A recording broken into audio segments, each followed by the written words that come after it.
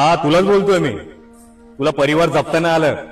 तू फक्त माझं माझं माझं करून सगळं लपटून घेतलंस. असे भाऊ काय कामाचे रे? अरे कित्येक भाऊ एकदम सख्या मित्रासारखे राहतात. दोन भाऊ असले, एक वारला ना तर त्या भावाच्या मुलांना पण तो एकदम आहे ना सख्या पोरांसारखा जपतो.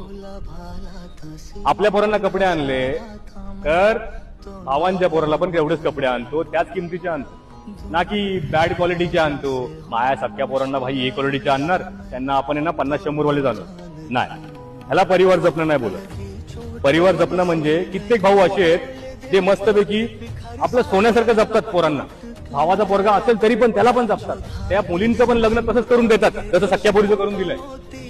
पण कित्येक माणसं अशी आहेत ना पैशाला हावरी, की त्यांना परिवार जपत नाहीत. फक्त माझी मुलं, माझा परिवार, माझा पैसा अशी आहेत ना डायरेक्ट नरकात जातात. डायरेक्ट त्यांचा विषय